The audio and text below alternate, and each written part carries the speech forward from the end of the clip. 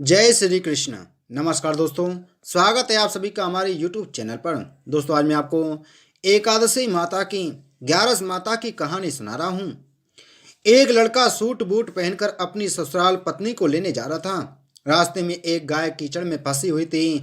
वह लड़के से कहने लगी, बेटा मैं कीचड़ में फंसी हूँ, मुझे हाथ देकर बाहर निकाल दो। वह कहने लगा कि नहीं नहीं, यदि मैं कीचड़ में हाथ डालूंगा तो मेरे कपड़े गंदे हो जाएंगे, मुझे तो अपनी पत्नी को लेने ससुराल जाना है। वह गाय क्रोधित होकर श्राप देती है, अच्छा तुम ससुराल जाओ, तुम वहां पर नहाओगे तो आधा गधा और खाना खाओगे तो पूरा गधा बन जाओगे।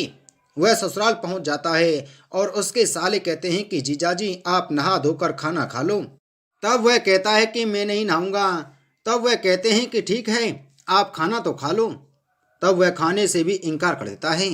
सब परेशान हो जाते हैं, जीजा ऐसा क्यों कह रहे हैं, ना तो नहा रहे हैं और ना ही खा रहे हैं। तब उसकी पत्नी कहते हैं कि आप क्यों नहीं नहाते हो या खाना खाते हो।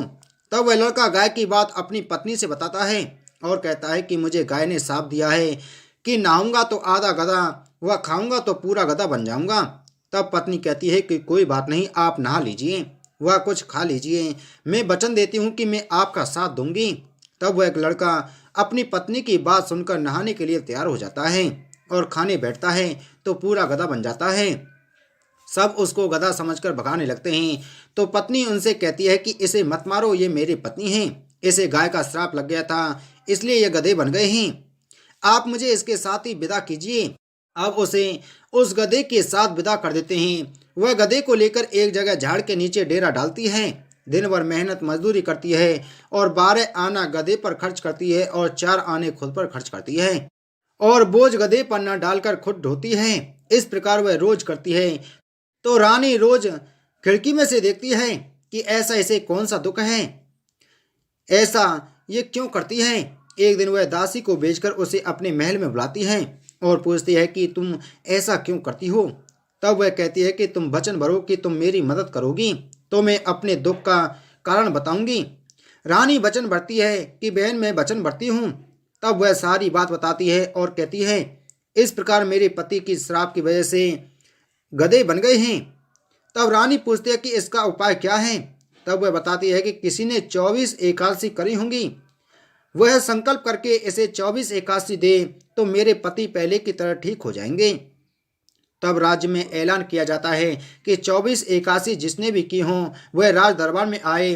तब एक बुढ़िया को लाया जाता है। जैसे बुढ़िया संकल्प करके एकादशी देती हुई नहाती है, उसके नहाने का पानी उस गधे पर गिरता है, वैसे वैसे वह गधा लड़के के रूप में आता है। बुढ़िया लालच करके एक एकादशी रख लेती है तो उसका एक कान गधे का रह जाता है। सब कहते हैं कि यह क्या हुआ। तब बुढ़िया कहती है कि मैं भी भूखी प्यासी मरी तो मेरे पास भी एक एकादशी तो रहने दो। तब सब कहते हैं नहीं, तुमने संकल्प किया है तो सारी एकादशी इस लड़के को दे दो, वरना यह पूरी तरह लड़का नहीं बन पाएगा। अब वह बुढ़िया सारी एकादशी उस लड़के को दे देती है और वह गधा पूरी तरह लड़का बन जाता है।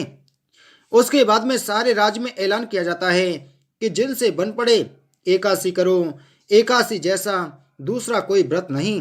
बोले एकादशी माता की जय।